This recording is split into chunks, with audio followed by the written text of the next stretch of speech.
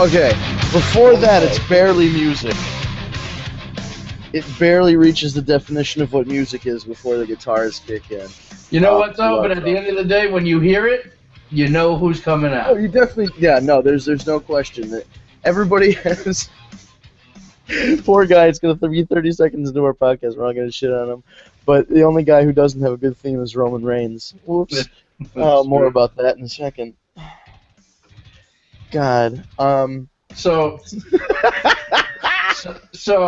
before we get into this, I want to start this show off, and I want to talk to you guys about a moment that took place during Extreme Rules. So, earlier in Extreme Rules, there was that segment with Lana and Rusev in the back, the interview. Mm-hmm. So during said interview, I send a tweet out to the world, find your Lana to your Rusev and join tagmeadate.com, blah, blah, blah, blah, blah. You fast forward halfway through the show, and we have just had the four-way and Miz and Maurice and the whole nine. And they go to the panel. So the panel's talking, and the panel, I mean, obviously Booker T, Jerry Lawler, Renee Young, and Corey Graves. So they're talking about Maurice and Miz and how great of a couple they are, and, they're going on and on. And then right at the end, Booker T looks into the camera and goes, I wonder what dating site they met on. And then it cuts. Wow. I wasn't even fantastic. I'm not trying to imply, but this was an hour after my tweet, which did have the hashtag Extreme Rules. There you go. So then I followed up with a tweet to Booker T and the rest of the panel saying I'd be willing to bet that they met on tagmeadate.com. Dating site for fans. And I didn't get the retweet, which I was hoping for. Wouldn't that have been something? The one reason why I say I feel like there is some true implication to us, and obviously Booker wouldn't be able to say anything because Vince would have said it's free advertising. But myself and my wife have done, since the start of Tag Me a Date, 20 to 25 different shows with Booker. So many. We have become friendly with Booker, especially my wife. So he knows the brand, he knows what we're about, and that was a very cool moment for me because I'm pretty sure. That's really great, though. It's more awareness of the brand, so that's positive. Yeah, I mean, I just it would have been cool if he right. Just dropped it in there and hoped that nobody caught it kind of deal, That would be boss. Yeah, I talked to him a little bit at WrestleCade, and believe it or not, Stevie Ray was in the background, but he didn't want to be in the picture with us. He didn't want his wife to get mad, right? He's like, dating site? I don't want to be involved in that. Wonderful. Listen, we had that with Shelly Martinez. Really? She was cool taking a picture, but she didn't want to endorse at all a dating site. She's against dating sites, and I'm like, yeah, but you've done porn. What do you mean?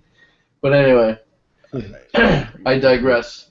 So, Extreme Rules. Yeah, let's dive right in. Do we just dive in? Because I'm ready to dive. All right, we can do that. First of all, I've never been more conflicted about winning a pay-per-view pick'em contest. Because I picked a bunch of picks that were like, well, this is gonna happen because Vince wants it to happen, rather than this is what I want to happen. So I guess maybe that's the strategy. Stop picking if you're in pay-per-view pick'em contests or you're gambling on it. If you're in the UK because it's legal to gamble on, that's fucking dumb, by the way. But okay. Just bet on what Vince would do. Don't overthink it. That's what I should have done, because otherwise I would have had a clean sweep. Don't try and think about what would make a good pay-per-view. Don't try and think about what would make a good moment. Don't try and think about what would make the match better. I was pretty spot on with the exception of Rusev. I really didn't think Rusev was going to pull it out, but outside of that, I was pretty spot on. We were all pretty neck and neck. You only missed one, and then Eric only missed two. The most obvious ones that I should have picked. Yeah, but you also acknowledged it too. You know, you were trying to, trying to be the underdog. Take chances in life. Mixed it up there. Let's see. What did you only? You only missed what? Steve only missed Kalisto. Eric missed Natalia and Cesaro, and he picked AJ. And the only one I missed is I picked Cesaro. Of course, I should have figured. I got the 4-way right. I picked Miz. Yeah, you picked Miz right. Me and Steve got the Cesaro on the 4-way. And the way that 4-way went down, the end, it was exactly what I was thinking how it would go down. Finisher, based on my pick, at least, Miz comes in and steals it, etc. Yeah, it's kind of. But really, it was anyone's game. It was a close. As far as a scripted thing can be close, it was a close match. So. I mean, here's my deal. Extreme Rules, I think, was everything I thought it was going to be. I actually think the matches overall were great. I wasn't disappointed with the pay-per-view at all. It went down pretty much the way I thought it would, and then we got Rollins, which was a nice surprise at the end. It's a great ending. I was a little bummed with AJ, but at the same time, it was a good finish. The spear, out of nowhere kind of deal. Right. It was pretty solid. But again, the 4-way, which I said last week was going to steal the show, in my opinion, stole the show. It was just fucking awesome start to finish. Even the end with Miz, it's a Miz move. Right. It kind of reminds me of Booker T. Booker T did that once. He slid in and stole the victory. I mean, it's the heel move. It's and it gets Miz that much more heat. I thought it was great. Plus, it keeps it open. To see right. What's going to happen now, and kind of everyone's going their own ways. Money in the Bank, or I mean, overall, I think Cesaro did Cesaro won his qualifier. He did. Yes, he's in. Yeah, I mean, this is gonna be a pretty cool Money in the Bank. But they always throw in one guy who you're like that one year that Cena was in it, and you're like, shit, I hope Cena doesn't win it, and then he runs up and does the thing. Right. Like, I loved Chris Jericho, but if Chris Jericho wins the Money in the Bank at approximately 67 years old, I'm gonna be really upset. I guess by this point it's kind of a waste of time for him. Why? So we can have, realistically, he's not going to be around long enough to defend the belt. He would do a Brock Lesnar thing otherwise, which wouldn't make sense for a guy. He's not the one winning the title. Guy Jericho's size. No, he's not. But I just mean he's one of those ones that's always going to be like the Zonk one, where you're like, well, there's 7 guys in the match, and let's just hope he doesn't win. He's in it so he can say he invented it. Well, right, but you know what it is too. Jericho is great at what he does, so. He's a guy that you can throw in, and he's going to deliver no matter what. And then an older guy. I thought he was the best in the world at what he does. But you know what I'm saying? It's just one of those deals. I think it's setting up to be pretty cool. And, we were talking about it would be cool if maybe they did a woman's Money in the Bank. And I have actually started to hear the rumors, rumblings that that might actually happen. So that's pretty fucking cool. Assuming the women can stay healthy enough. I mean, we got Emma now who isn't coming back till next year sometime, and she got hurt. I think Sasha got another concussion, so that's why we haven't seen her. She got kneed in the head by a referee. That's such a weird way to get injured, is to be kneed by a referee. Yeah, you don't hear that every day. So I mean, there's these guys just gotta stay fucking healthy. We get the big, but overall, I mean, what do you guys think? Overall, I think Extreme Rules was a thumbs up pay-per-view. I think they did. The Asylum match was great. I thought that was great. Jericho in the thumbtacks was cool.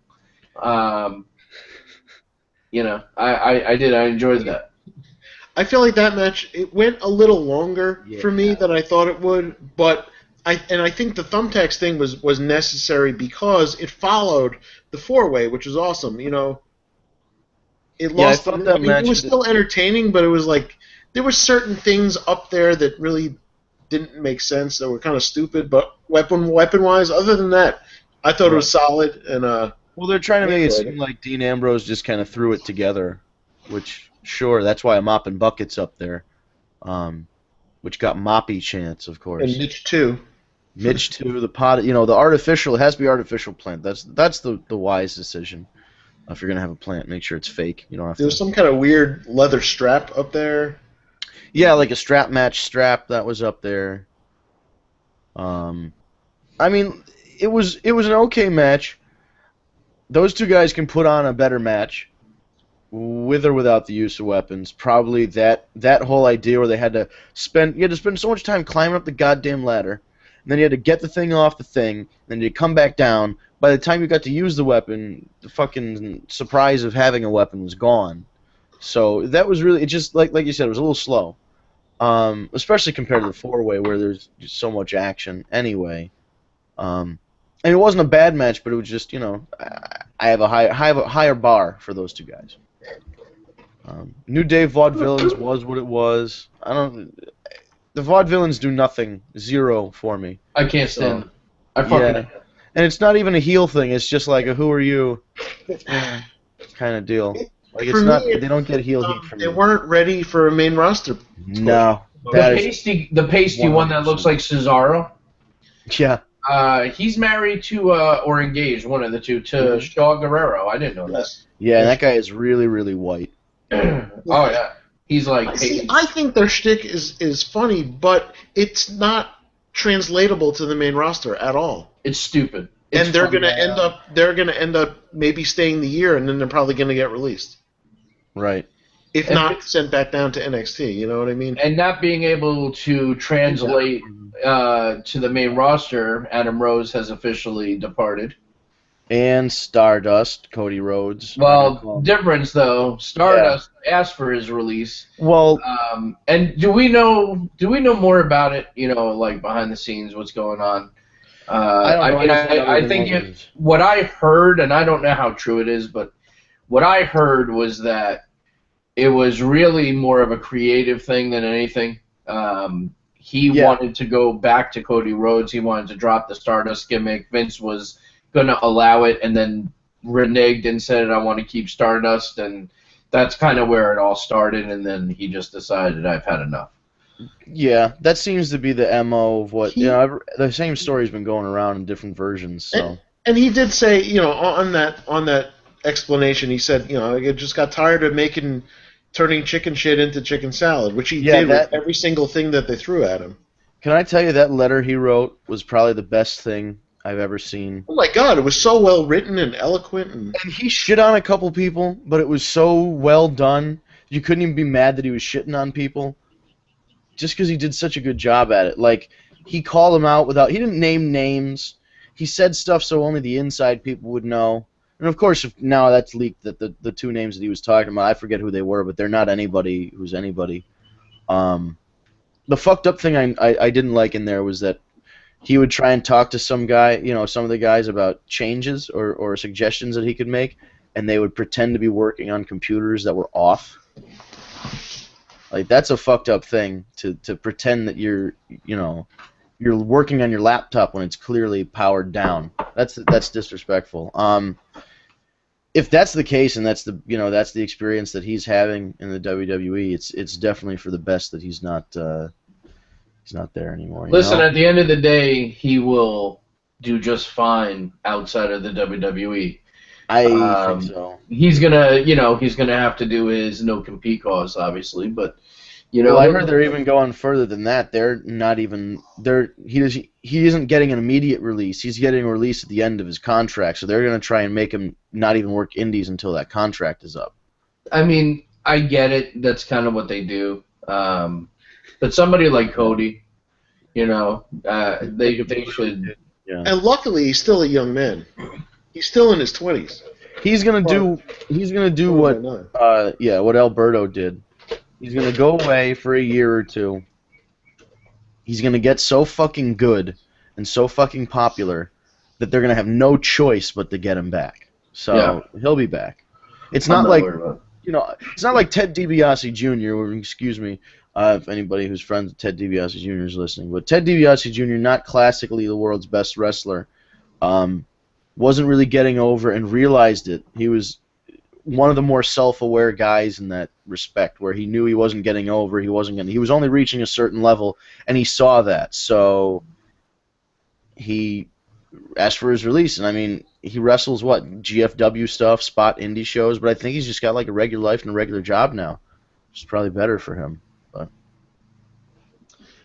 Cody, I think Cody's a wrestler. That's really the bottom line. Is Cody is a wrestler. He wants to do that and pursue it at the highest level he can. There was a point where he could have been world champion. Could Stardust be world champion? No. Could Cody Rhodes have been world champion? Absolutely.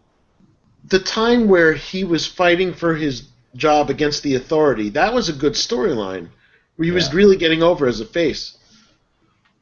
Yeah, that's true. He's even the thing with Sandow was he was getting over, The Sandow thing was getting over, and he was at the top of the ladder, and Sandow pushed him over, and that's how you got, that heel deal there with eventually being the first person, Sandow being the first person to cash in and fail. Or was he the second person to cash in and fail? Second person to cash in. Technically, Cena was, because Big Show interfered, but this was the first time it was cleanly, where he wasn't able to get the job done cashing in. You brought up Del Rio, so he and Paige apparently are an item. Okay, what the hell? They've been seen at like Disney World making out and shit. Like there's pictures. Yeah, good for Alberto. No, that's what I'm saying. Good. Yeah, that is good. That is real good for him. It's a good score. What was that? That's a good score. Yes. That's awful. I thought that's what you said. Oh man, I just want to make sure I heard you right. No, that guy definitely good turn Paige every night. That was terrible. Oh, she's 25 and he's 38. That's not a bad swing. I want to know if she lays in bed with Alberto and screams out, "This is my house." I was 34 and I dated a 21-year-old. A few years back. Age is just a number. Once you get over the, There's a certain point that you get past where it's like it doesn't matter. Right. Like if he was 38 and he was dating a girl that was 18, that's troubling. That's she's 25. She's world traveled. It's not like she's like naive or anything. She knows what she's getting into. And listen, she tried and dated outside of the wrestling business, but it's tough when you're on the road the whole time. Engaged to a guy. I thought she was engaged. Some rock guy, yeah. Yeah, rock. She broke it off. She broke it off. She wasn't ready to get engaged. They had a whole thing, and they broke it off. And she probably realized then, like it's you got to date within. But yeah, you're right though. That's why so many people end up in relationships within the business. Yeah, you spend more time with them on the road than you. Look, Zack Ryder's not doing too bad. He's dating Emma. Yeah. Yeah, I feel bad for Emma.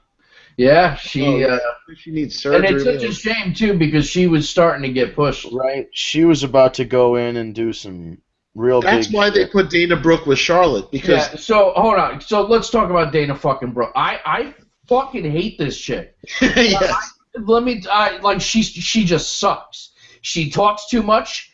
I think she's disgustingly ugly. I don't find her attractive at all. She talks too much, and she's just out of place.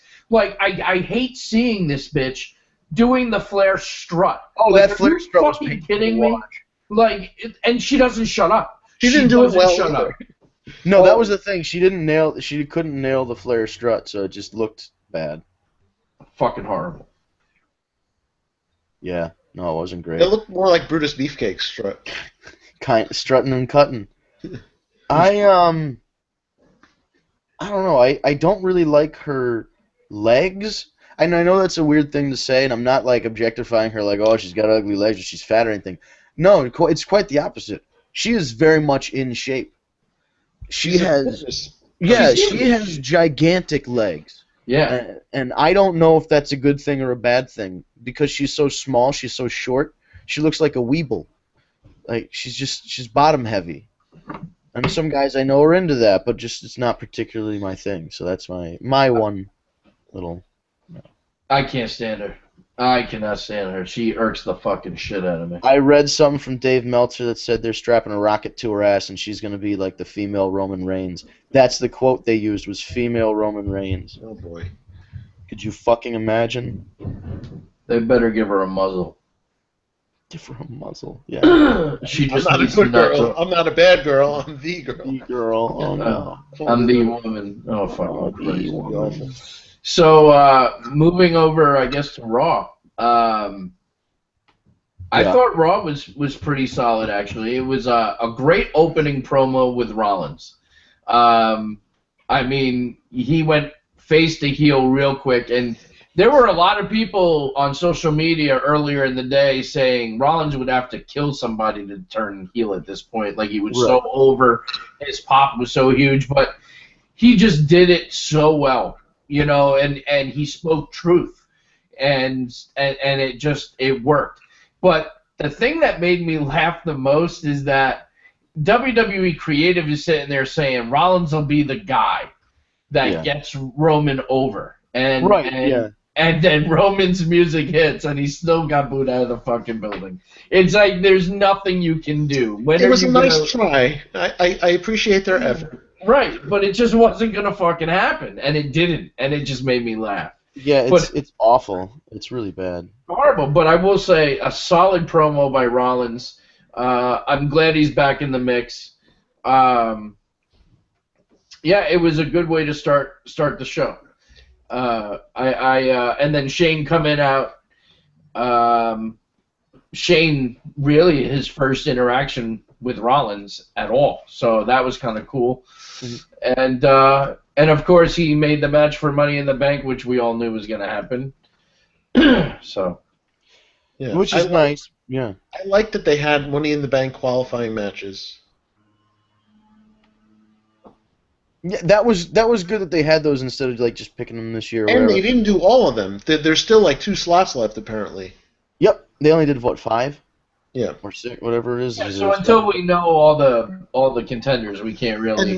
And then the way the matches went down, like as far as outcomes go, I think Miz lost because he's the IC champion. He's got to be free to defend. He's got to defend it, right? Whoever. AJ not being in it probably is going to have something to do with Anderson and Gallows. Maybe he recruits Finn Balor, and then Balor turns on him at I feel like that's a good call, actually. I feel like AJ Styles is just one of those guys that Vince signed because he's a big indie guy, and I'm going to show you how big of a star. You know, you guys think he's such a huge star. Well, guess what? He's not that big of a star because he's going to come in and lose to my guy. Just like Vince Sr. used to do back in the 70s, and he'd bring in NWA guys for a run and then have him fucking job out to his champion. This is exactly what they're doing with AJ Styles. I got to be honest with you. I disagree, and I'll tell you why. Oh, come on. They brought in 5 guys into that match to make Roman Reigns look good. You have to bring in 2 tag teams and a guy from Japan to fucking make this guy look good, and he still is the worst guy in the match? I think at the end of the day, it's all coming down to build-up and story. I think originally, yes, that was Vince's plan. AJ is one of your number 1 sellers of merchandise right now. And he'll be a great Intercontinental Champion. He is the number 1 downloaded ringtone for music, like his entrance, shit like that. Vince has gone on record to say he was shocked at the response of AJ Styles and his in-ring ability.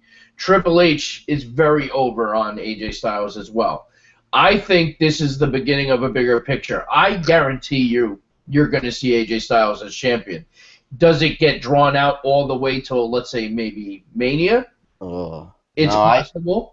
I think AJ's in it. He knows what's going on. He's going to make as much money as he can, and then in a year or two, when Vince finally releases him, he'll just go, well, at least I saved my money, because he's going to be the IC champion, and that's about it. They killed him dead these last 3 pay-per-views. He jobbed out to Jericho. He jobbed out to Reigns a bunch of times. He hit Roman Reigns with a Styles Clash on a chair. Any other promotion in the world, TNA, Japan, it doesn't matter. If you hit a Styles Clash on a chair, the match is fucking over. Vince McMahon said, fuck the Styles Clash. You know who did the Styles Clash in WWE? Michelle McCool. Butterfly Wings. He doesn't give a fuck about the Styles Clash. He wanted to say, fuck indie wrestling, fuck Japan. Look at this. Your guy comes in and hits his killer move on a chair and can't get the job done. My guys are always going to be better than your guys. My toys are better than your toys. That's what happened. And if he gets a title run out of it, I'll be very, very happy. But right now, I think he's reached his ceiling. He's gone as high as he's going as high as Vince will let him go, and he has a ceiling that's higher than that. But he's 38 years old, so he's going to be here, 2-3 years? He'll be 41 still. Do you feel like in a way he waited too long to go? Absolutely. Well, I don't think he waited. I don't think he ever. Here's the thing. If he was going to go, he had to say, listen, fuck this. If you're signing me to this contract, I should be guaranteed a title run. Like, he's 38. He's had a hell of a career. He should be able to dictate his own terms and say, listen, give me. I don't care if it's for 2 weeks. Give me the belt so I can say former WWE champion. And that's really it. That's the only thing that would crown off AJ Styles' career, and I think Vince knows that. And if AJ didn't go into that as a bargaining chip, Vince is going to be dangling that in front of him and just constantly, boop, every so often, because he knows that fans are emotionally invested in it. So he's definitely not going to pull the trigger right away. But he knows that fans are so emotionally invested in it, like this goddamn Daniel Bryan thing they dragged out forever and ever and ever. So who knows? He might drag this out for 2 years and then give AJ the belt. And by that point, he's 40 years old, and then what do you do? But I just think he's hit his ceiling as the guy who's going to put on the best match of the night. He's going to be like Dean Ambrose. He puts on the best match of the night. He's reliable. He's a good wrestler. People like him. He sells a lot of merchandise. But he's not Roman Reigns. That's going to be the legacy of a lot of the guys of this new era that they're supposedly talking about, is they're going to go, well, he's good, but he's not Roman Reigns. So they're going to miss out on a lot of opportunities. Now you've got guys like Sandow, guys like Cody Rhodes, guys like, Adam Rose was never going to be a title contender, so fuck him, but not fuck him, he's got a sick kid. But you know what I mean, like, in booking-wise, he was inconsequential. So you have some guys that Barrett. These are guys, okay, Sandow, Rhodes, Barrett. These are guys who suffered last generation of being, well, they're good, well, they're popular, well, everybody likes them, well, they get a big pop, but they're not John Cena. So they got fucked because they weren't John Cena, and John Cena was either red hot at the time or the WWE dictated that he was red hot at the time, because they just create that reality. Suddenly Roman Reigns is hot, and that's the reality that you live in. You know what I mean? Like, that's how they do things. It's just they got to this point with Cena, and those guys suffered, and those are the guys that, like, you think about Cody Rhodes, you think of him as a kid. He's been wrestling for WWE for 10 fucking years. That's bullshit. He should have already had the title by now. It's just one of those things where that was that generation's guy. Now we have this new generation's guy, and everybody else is further down. And it's not even like they're steps, like they're decimal places or increments from Roman Reigns. They're fucking down the list. You go Roman Reigns, according to Vince McMahon, Roman Reigns is up here, and then you move like halfway down the screen, and then maybe you get a guy that's like Ambrose's level, or maybe you get a guy that's like AJ's level. There's too much of a gap. And then you got a guy like Rollins that might be somewhere in the middle. But there's too much of a gap between this perception of the top guy being this invincible fucking creature and the rest of the roster who are peasants. You know, it's like there's such a disparity. You could never see Kalisto. He won the world title. You can never see Kalisto go to get the WWE title. Sami Zayn's not going to be the WWE champion anytime soon. He's too small. That's just the way it is. Like, there are guys in this generation that are going to suffer because they're not the guy. They're not The Rock's cousin. They're not 6'6". They're not 400 pounds or whatever it is. You know what I mean? They're always going to have this butt because there's a top guy that's there, and they're trying to make an excuse for him or reasons for why he should be the top guy. Well, he's got the nice hair. Well, he's got the nice abs. Well, we gave him the Shield. Everything from the Shield, and the Shield was really over. It's like, at one point you They said, okay, we got to shit or get off the pot. They decided to shit. Now you got to wipe and flush. Like, you saw what happened. You got to finish it up. Like, the story should, in all honesty, this story should finish up at Money in the Bank, because you know what's going to happen. Seth Rollins is going to come out, put on the fucking match of the night, carry Roman Reigns on his shoulders, and then lose. Because that's what's going to happen. And then maybe Seth Rollins hits a pedigree after the bell, and we get somebody running in and cashing in the Money in the Bank contract to switch things up. But if we don't get that, we're just going to have... Get that stuck in your head for the next 6 years. I'm sorry, I just don't like the direction that the main event is going. Everything else is really good. Everything else is great. The women's division is going great. The fucking tag team division is better than it's been in 10 years. The U.S. title, people actually kind of care about the U.S. title. Rusev has it back. I like that. There's a lot of really great things, and then you get to the top of the card. It's just like...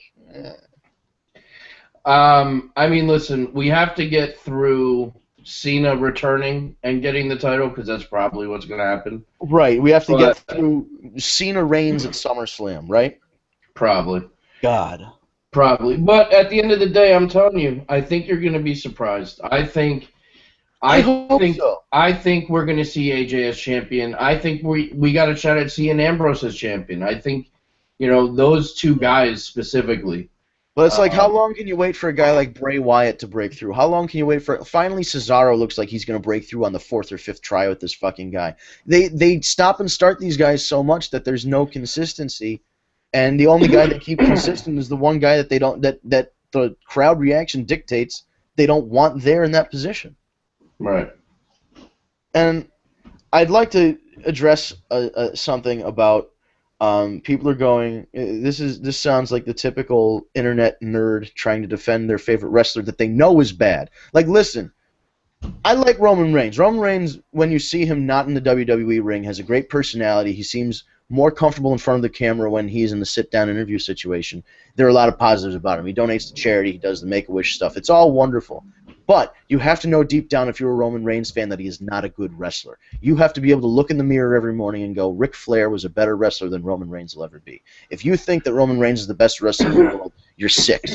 Okay, so the response is, oh, well, they chanted, you still suck, so he did something good, which means that he's not a bad wrestler. No, what it means is like, okay, if Kobe Bryant shoots a three-pointer in your face, are you gonna be mad? Well, yeah, but are you gonna be like, well, that was fucking impressive? Well, yeah, sure. A broken clock is right twice a day. It's not like the guy's not going out there putting on fucking technical classics. He had to pull out the Attitude Era playbook and clear off every single table and put somebody through every single fucking table to get over. That's been his MO. He can't get over wrestling. He has to get over with chairs, and he has to get over with tables and spearing people through stuff. And how many times has he missed a spear and gone through the goddamn barricade in the last 3 years? He doesn't have in-ring spots. His only in-ring spots are the Superman punch and the spear. Everything else is outside of the ring.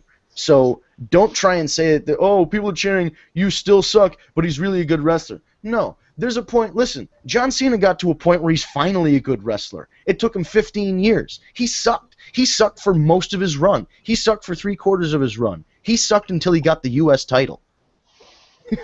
Okay, he put on a really good match with CM Punk in 2013 on Raw, but like he sucked for a good long time. And Roman Reigns is going to suck for a good long time because that's what they do. They take these body guys who don't have the wrestling skills and they put them in the main event because they're body guys. So just acknowledge that. He's a body guy. He can only wrestle a certain style. He's never going to be a technically sound great wrestler. And if he is going to be a technically sound great wrestler, it's not going to be in 2016. We're going to look back in like 2023 and we're going to go, wow, man, remember when Roman Reigns first got the title? He sucked. Like, I might say in 2020 or 2023 or whatever, man, Roman Reigns is a good wrestler, but in 2016, it's just not the case. It's Vince going through the same Hulk Hogan formula, where Hogan, right. Well, I mean, Hogan, when he did stuff in Japan, was actually much better than WWE allowed him to be. But that was also a different time, though, compared to now. Hulkamania, that was huge. That was, it's not Roman Mania. You know, Hulk had the personality to carry something like that. That too, yeah. He definitely had the personality. And that was the thing, is that if you're not a great wrestler, okay, Hulk Hogan knew what he was doing. Hulk Hogan, if you saw him wrestle in Japan, could wrestle a match. He adapted the American at least style. had good psychology, though. Right. Hogan was the master of the American style of wrestling, more specifically the babyface, the sympathetic babyface. He did it. It was like, you know, the Ricky Morton, you know, when he would take all the fucking heat, and then there was the hot tag. It's the same kind of thing. He was so good at selling, and that was really his thing. And that's what it is. There we go. If you remember Hulk Hogan, until he got to that point where he hulked up and no-sold, he sold the entire fucking match. He bumped the entire match for people. He left his feet. He would stay down, and he would look like he was getting the piss kicked out of him. He had this look on his face like he was in so much pain. And then what happens with Roman Reigns? He takes a clothesline, gets back up, takes a Styles Clash, gets back up, takes a Styles Clash on a chair, gets back up. You know, he can be lit on fire and thrown off the goddamn Empire State Building and kicked out at 2.5. It's just, you know, he doesn't have this look on his face like anything ever bothers him or concerns him, or he's selling it like it hurts, or he's selling it like he needs the crowd's help to get him back into the match. He doesn't do any of those things that Hulk Hogan would do to get the crowd around him. He just works the same kind of style. He doesn't have the charisma to pull that out. Or maybe he does and he just doesn't realize it, but he has no facial expressions. If he's selling on the mat or whatever and he's selling down, he's not doing a good enough job. He's not garnering that sympathy because people know it's a fucking ruse. In 2 minutes, somebody's going to hit a move on him and he's going to kick out. So why bother? Why cheer and try and get him back to his feet when you know he's going to get back to his feet anyway? Why bother getting excited at a finish when you know that's not going to be the fucking finish, because there's going to be 12 finishes before the match ends? And you know the way the match is going to end anyway. He's going to miss the Superman punch 3 times. He's going to hit it once. The guy's going to kick out. The other guy's going to turn around to hit his finisher, spear out of nowhere, 1, 2, 3, and call it a day. Whether or not there's shenanigans before or afterwards is going to happen. But it's just, that's the problem, is that they're using this formula, but they don't have the guy in there that can gain the sympathy the way that Hulk Hogan did. It's just not, he doesn't have that same thing. And maybe he can develop it, but it doesn't seem like it. So, who knows? I was going to say, I'm going to interject here about, in general, I feel like there's way too many kickouts of finishers. Absolutely. Way too many. 110%. It's too much. I mean, and the super kick is used way too much. Yeah, it's one thing when you go back to Rock Austin at WrestleMania 17. Okay, that's different. That was called for, and that was and that was fine. But it's way too much. People are kicking out of way too much shit that it shouldn't. Remember when the DDT was an actual finisher? Yeah. It's just when did it become like a regular move? It's a little ridiculous. But as far as Reigns goes, if you're Roman Reigns, though, like I'm saying as the person, are you going to say like, no, I don't want this push? You're going to say, okay, if you want to give, he's not going to say no. Yeah. But I agree with you on certain points. Like they just need to turn him heel and call it a day. That's really all it. Because here's the thing, they did this, and it's almost like they don't. Either they don't realize it and they're doing it blindly, or they do realize it and they're geniuses, and I'm not going to give them enough credit to call them geniuses because obviously they're not. They're doing the same thing they did with Roman Reigns they did with the fucking Rock 20 years ago. They're pushing him down everybody's throats and everybody hates his guts. Let the guy be whoever he is and figure it out. Like, something's not working. And they have to... I just don't understand why they can acknowledge that things aren't working, and they can acknowledge on television that the crowd is booing him, but they won't do anything to make it better. But you know what? You know who's not getting booed? You know who's not getting booed, and you know who WWE is doing right? Who's that? We had another big return on Raw, boys. If you remember. Oh, it wasn't AJ Styles. Is your phone ringing? Oh, okay, that would have been great. Oh, yes. Well, of course. I was very excited when I saw I love this part right here. I love that. Oh, that's great. Couple of haters. Couple of haters. What did he say? Ryan, how you doing? How you doing? What did he say when he got in the ring and he goes something about the lights went out? How you doing? But I forget what it was. But he's just so fucking funny, and the crowd reaction was just fucking awesome. And but now here's a question: if you're Cass, and now listen, Enzo's your boy.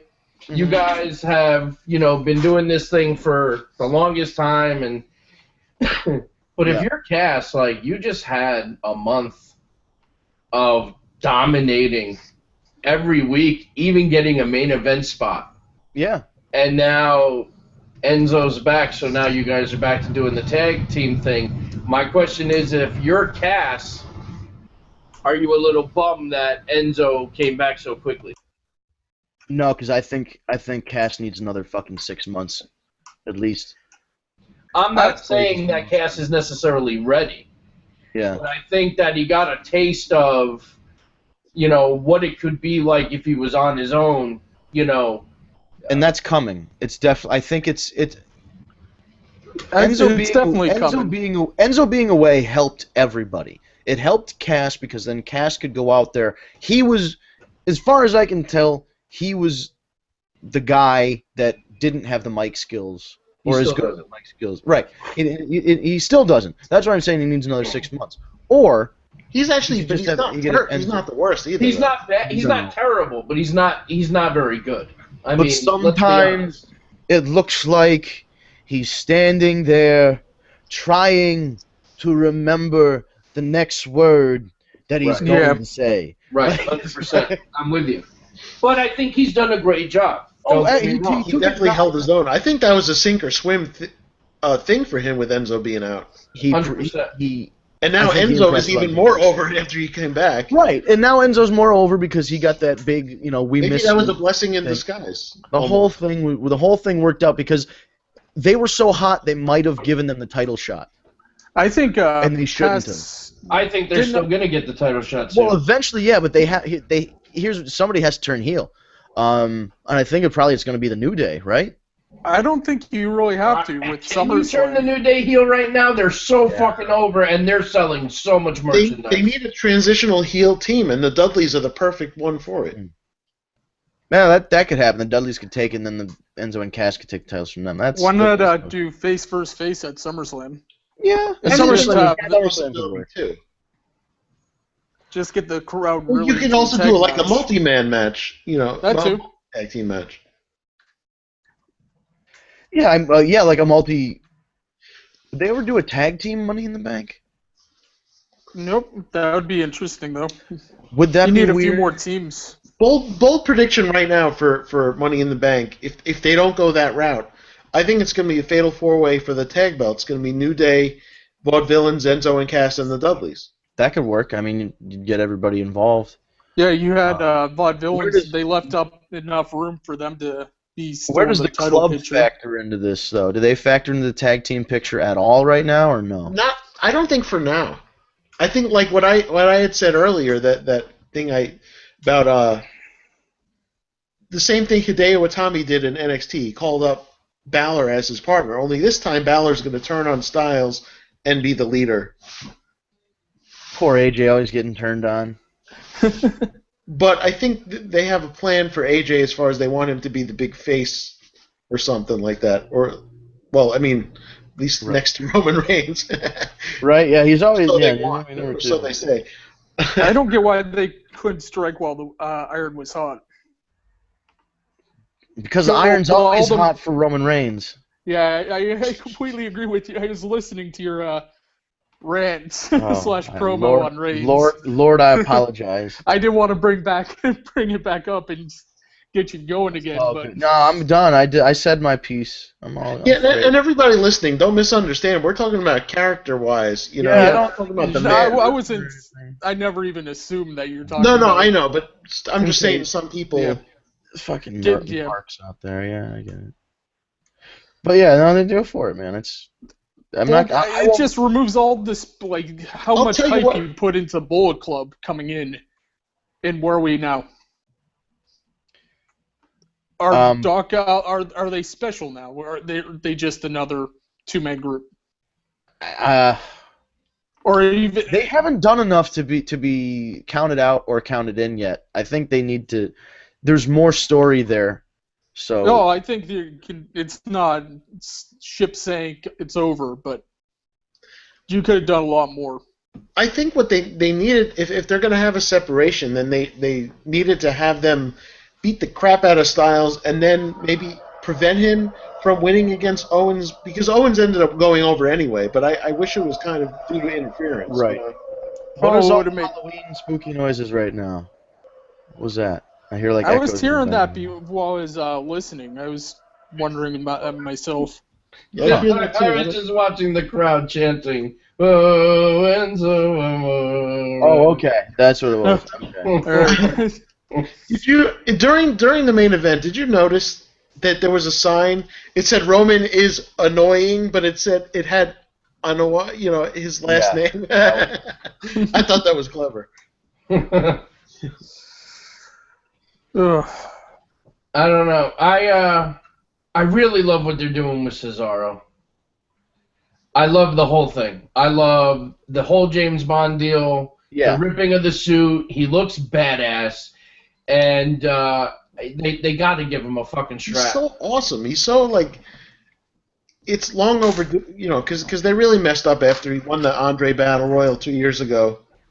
And they didn't capitalize. They fucked up. They had him perfectly. Yeah. He was about to turn face, and they put him with Heyman, and, That could have worked, but just they needed more steps. Here's the thing. They went with the day after WrestleMania, the day after like Brock Lesnar beat the streak, and then Cesaro won the Battle Royal. You're putting Cesaro right with Heyman. Winning the Battle Royal is not the same as beating the streak. So already there you have the comparison between Heyman guys, and he just doesn't have the pedigree, unfortunately, at that point. Like, if you want to, let's say Undertaker, Brock beat the Undertaker, and then, like, Cesaro won the IC title or something. Maybe then you could say, oh, he's a Paul Heyman guy, and, like, that would almost be as impressive as beating the streak. But he won a fucking crappy Battle Royal. Like, it wasn't enough to make him a big deal, unfortunately. No, as a heel. As a babyface, but as a face, I mean, he was, like, he broke away from the Real Americans. He got freaking endorsed by Hulk Hogan, of all people. Yeah. The night after on Raw, like when he was presented with the trophy. I just don't understand why they had all this momentum and they didn't. But you know what? Yeah. He formed an amazing team with Tyson Kidd when Tyson Kidd was around. Who knows if we'll ever see him in the ring again? But yeah. Cesaro has consistently put on great matches ever since, and he always has. But I don't want to hear that bullshit from McMahon during the Austin podcast about he's not grabbing the brass ring. The brass ring. The fuck on. The mythical ring. Bret Hart was never the greatest on the microphone, but he delivered in the ring. Yeah, he was trash on the microphone. Bret told a story, unless he's saying stuff about El Dandy or something. I love that El Dandy. Who are you to doubt El Dandy? Who are you to doubt El Dandy? He's a real jam-up guy, Just like, oh my God, that was the fuck. And was it Mean Gene just sitting there giving him the look? Oh, El Dandy. Hey, we got about 10 minutes left. I wanted to anyone check out the Mick Foley Shane McMahon interview. Yeah, I checked that out. I actually didn't. How was it? I only got through half of it. It was quite long, and I started passing out. So I haven't finished it yet. But from what I saw, it was actually really, really cool. Mick Foley did a great job from what I saw. Shane was very, very open and honest. I mean, he answered pretty much every question. Like, he didn't beat around anything or... he kind of dodged the Triple H question, though. Well, I didn't get that far. I only saw, half of it. And then, the last thing I remember, he was talking about Andre, and how Andre was the one that got him to eat his vegetables so that he could be like him, and that kind of shit, and that like he grew up with Pat Patterson, and just what I found interesting too, I got this far as well, is that Shane was talking about how he kind of learned the business backwards. He learned the psychology before anything else, and usually the psychology comes much later on. Right. So it was just a much different way, and Vince did it right with him. I mean, you guys all know the story. I mean, he started, as the guy that carried the gear to the back during the match, and then ref, and I remember when he was ref. I do too. Yep. So it was very cool. I definitely am looking forward to watching the rest of it. But it was good. It was a good interview. I enjoyed it. What was the Triple H question? Now I'm curious. He asked his relationship with Triple H. So what was his answer? He sidestepped it, fully kept on it, and he said it was fine. It was the initial sidestep. He didn't elaborate really. He just said it's good. Relationship's good, and moved on. Probably why they didn't have Stone Cold do the podcast, because. Well, Stone Cold apparently didn't do the podcast because he was getting shoulder surgery. Oof. So he couldn't do it, and so they asked Mick to do it. I figured it was, what everybody else figured, because he would ask softer questions than Mick would. Oh, yeah. Rather, Mick would ask softer questions than Austin would rather. No, that's hard hitters. Foley did pretty good. I think Austin, he really isn't that great. Foley asked harder questions than I thought he would, though. Comparing from Jericho, Austin, and Foley, I'd put Austin at the lower level than Jericho or Foley. The thing is, there's only so much you can say when it's Vince McMahon's product. Well, right. I mean, at the end of the day, Vince McMahon probably is the one that goes through and authorizes which questions he's allowed to ask. So you can't really put that on the person. Yeah. You know what I mean? Because Vince has a say on everything that goes on, anything WWE. Yeah, but you know that Stone Cold is the kind of guy where he could theoretically say something that somebody else couldn't say and get away with it. He could stand up to Vince more so than anybody else could. Afterward, yeah. Yeah, I mean that's Foley's true. But close to that tier though. Yeah, I mean, listen, Foley has said shit that's got him in trouble. Stuff. He's definitely said stuff. It's true.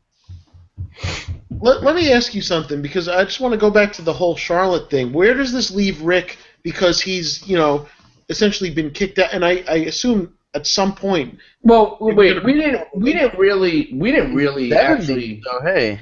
We didn't really touch on the whole Charlotte thing much, and right. We really should. We just shit on Dana Brooke a little bit. That's all we did. Yeah. Well, yeah. I mean, here's my question. Number one, how do you guys feel about how it went down and the actual promo? Because I still think Charlotte is horrible on the mic. You want to talk about somebody that just sounds robotic on the mic, and it's her. Everything is over-enunciated, in my opinion. Everything is slow. I don't know. I'm not a big fan of her mic skills. But how do you guys feel about the way it went down? And because, I mean, I don't know. I don't know that I loved it, to be honest. She does at times get a little too rattled by the crowd.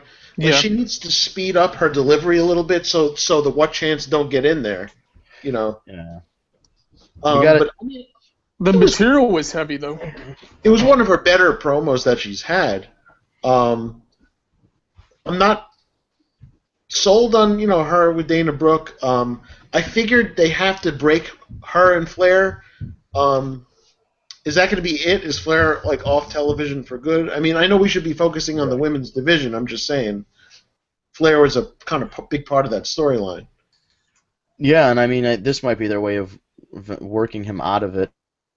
It makes sense. So, it elevated her as a heel and got him off. Yeah, eventually you knew that was going to happen to make her an even bigger heel, because as much as, Ric Flair did... Here's the thing. Ric Flair almost did too much shitty stuff during the other feuds to, the heel reaction would have been better if he, didn't cheat as much on her behalf. Right. Exactly. But there's only so much heel stuff Flair can do without getting, because he's Ric Flair at the end of the day. Yeah, know? He's still the dirtiest player in the game. Well, like he you could see the regret in his mind on his face when he compared Arn Anderson and Dana Brooke. As soon as he said it, he's like, yikes. There's Rick Young like in his head just going, what are we doing? Dana Brooke sucks. I need a rum and coke for this. Let me She's the worst. We got about 4 minutes left. We talked about a lot of stuff. I brought this up at the end. I think it was actually off air last week. Yeah, I believe so. Real quick.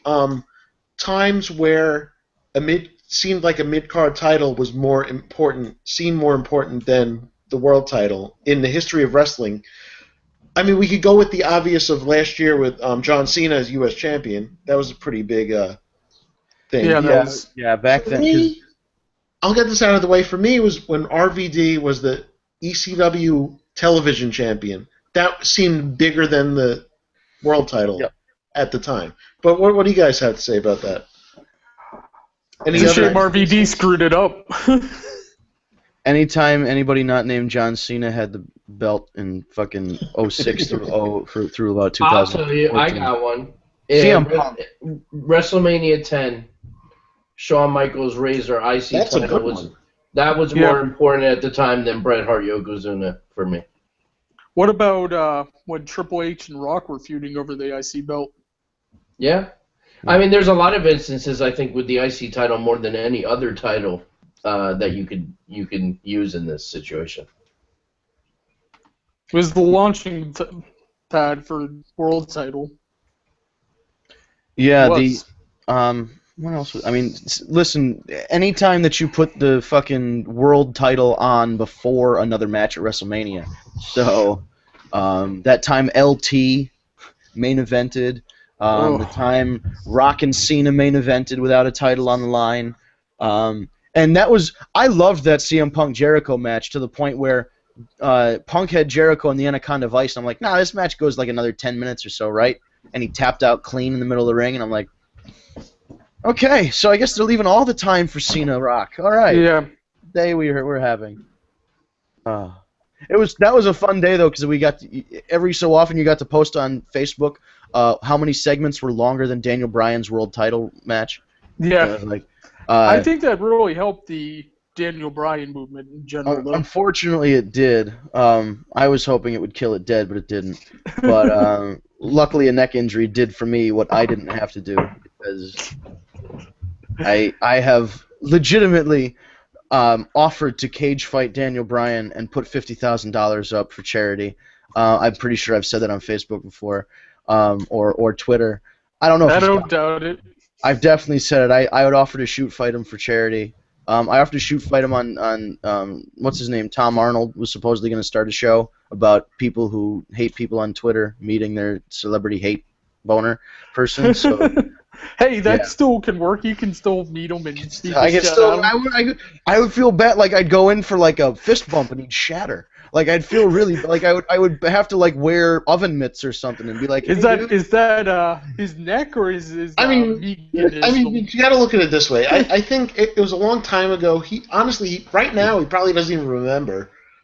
Rude concussions. I'm saying like he could bring it like back a stand-up guy. He's not like he probably didn't meet. He would. I'm sure he would apologize too, guaranteed.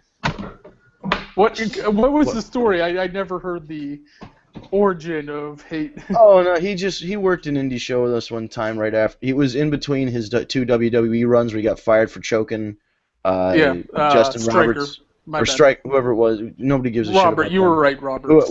And nobody gives a shit about Justin Roberts anyway. But they fired him for some stupid stuff, and then they rehired him. In between, he was working for a show, and then he came in and he didn't have any gimmicks with him. He didn't bring the belt with him. He wasn't selling T-shirts. He wasn't selling 8x10s. He sat at a table, and people brought their own ROH DVDs for him to sign and stuff, and like he just was not. Was he allowed to though? Yeah, I mean, No, he I'm said, not talking. yeah, like the indie. WWE wise, yeah, like he.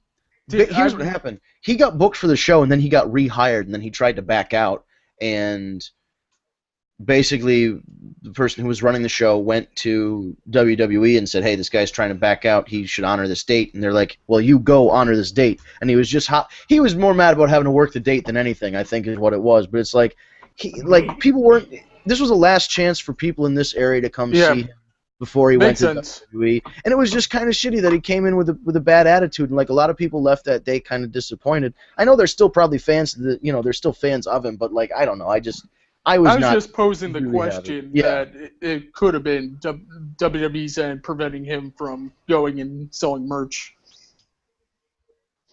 Yeah, and I mean, who knows what the situation is? He could have been having a bad day or something. But I just know, like, he kind of went in. He came in with a not great attitude, and then put on a match that wasn't so great, and then it was almost like, okay, well, I'm here, so that's what counts. So.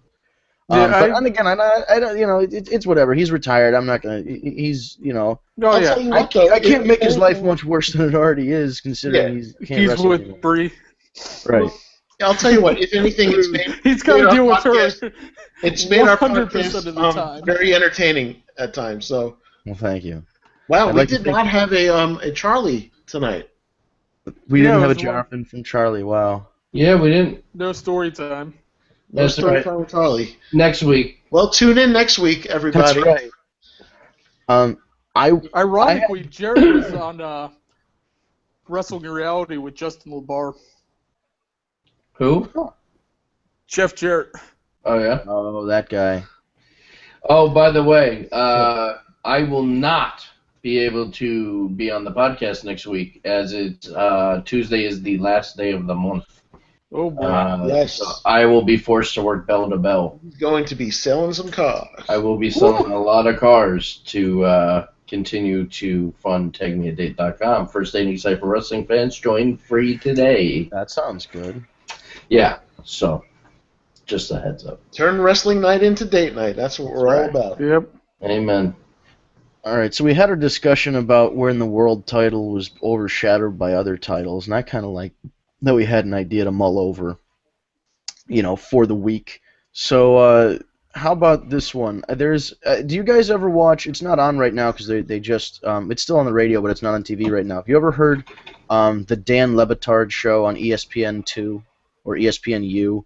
He's a sportscaster down in Miami, and he does a show with this. It's Dan Le Batard and this guy Stu Gatz, and then a couple other guys on their show, and they have a thing where they have fans send in suggestions, and they kind of write them too, where they go, this guy looks like this, and it's like a joke, kind of a like, let me see if I can get one of these things up. They're called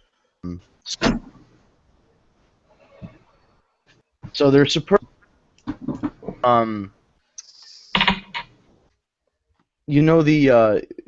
like, not most likely to succeed, most likely to fail, etc., etc. But for example, Jay Cutler looks like the guy trying to break into a house on an alarm company commercial. Russell Wilson looks like a dolphin trainer. Tony Dungy looks like the Halloween mask that's on sale for 50% off the day after Halloween. Like, they say, Bill Cowher, old Steelers coach, looks like the overly intense softball dad who never had a son and is trying to live out his unrealized sports dreams through his obese daughter who plays first base and who he refers to as a power hitter. Ooh, that's a rough one. Oh, man. I think that was something about the owner of the Raiders looking like Stewart from Mad TV. Oh, they always, yeah. Oh, that was them. Rob Ryan. He does. Rob Ryan looks like the crazy homeless guy can do. Always fights at the soup kitchen. Oh, that guy. Okay, let's talk about that for a second, because that's Al Davis's son. Al Davis died at about 1,002 years old, and he left it to his son. His son has the same haircut that he's probably had since he was 2. It's a bowl cut. With a little, it's so ridiculous. It's curtains with a window cut out of it. That's the only way I can describe. It's Captain Kangaroo. Remember? I'm waiting for him to yell out, "Look what I can do." It's staggering to me that you're a grown man with millions of dollars. That's like Donald Trump. At this point, he has to keep that hair because people bust his balls about it, and he's like, fuck you, I'm keeping the hair. But, like, if I had that much money, fuck it, I'd shave it all off and I'd wear wigs every day, or I'd get new hair grown in my head. If I owned the Raiders, my hair would not look like that. Nicki Minaj, wear different wigs. So I'm going to try and come up with a list of different wrestlers and people that they look like. Ryan Fitzpatrick looks like the King of Hearts.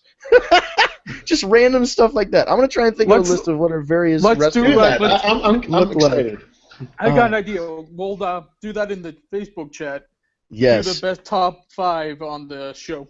Okay, I'm going to give you one more football one. Ben Roethlisberger looks like the way a 4-year-old draws a person.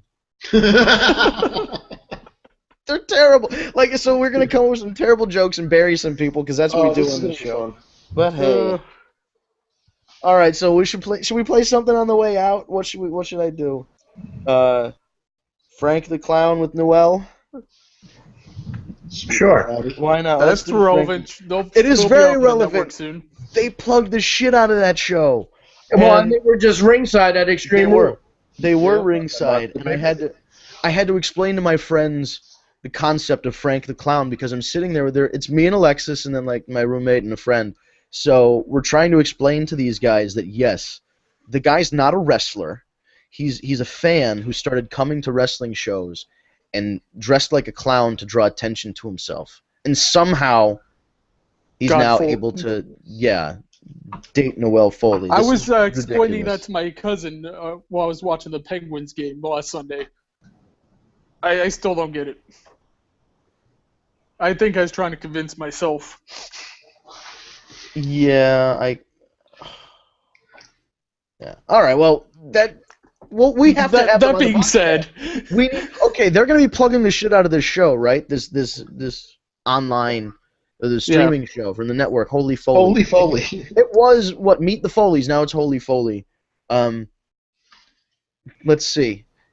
How are we going to get them on the show? Because I don't even care if Noelle's on the show. I want Frank on the show for literally 5 minutes. I just want to say I'm going to say Frank, the WWE clown, will play some music, have a nice intro, and I'll just go how. I'll say Frank. My first and last question to you is how. And I just want to add Mazel Tov. Right. Congratulations. Congratulations. I hate your every existence. Hey, listen, he won the lotto. Great job. He really, like everybody who wins the lottery, everybody hates him. Right? Okay, when I put Tag Me a Date in, usually our videos come up first. Right now, there's a Wrestling With episode that has Tag Me a Date on it. That's the number one when you search Tag Me a Date. Ooh. Huh. And then the second one is Noelle Foley. Do we have to break someone's ankles? No, because we have more views, so it's all good. But but it's from 3 months ago. Wrestling With episode 5. So give it a shot. That's Adam Daly's show. I'll listen to it. He plugs us a lot. Well, Adam, isn't that they do the Daily? Yep. Yeah. I was gonna say that's not the usual. Usually, have they done a countdown? No, they haven't done that in quite a while. Damn, those were good. They should bring those back if they're listening. All right, so I'll play a commercial from Frank the WWE Clown. I don't even know. Should we even call him WWE Clown? I guess he is because he's theirs now. He signed a contract. The WWE Clown and Ms. Noelle Foley, who I still don't know how she was birthed out of mixed tummy, but she was. So here we go. As long as the ad doesn't play first. Yes, we're good. Ladies and gentlemen, Frank the Clown here, along with the beautiful Noelle Foley, and we are here in Pittsburgh to promote TagMeADate.com. What is TagMeADate.com, you ask? Let me tell you. It's a website for wrestling fans to come together and find love, like you and I found love via the internet. Because how did we begin to talk, Noelle? On Twitter. Twitter's a lovely place, but I'm telling you, if Tag Me a Date was around when Noelle and I canoodled, we might have found each other on there. With that said, sign up on TagMeADate.com, and you'll be getting tagged in with dates left and right with fellow wrestling fans. You can sit and discuss the Royal Rumble. You can sit and discuss how you dislike Roman Reigns. You could talk about the gobbledygooker. You could talk about Noelle Foley's sweet little body. Or you can talk about a cute clown. You can talk about anything you want, and you can meet people. TagMeADate.com. Tag me a date. Boom!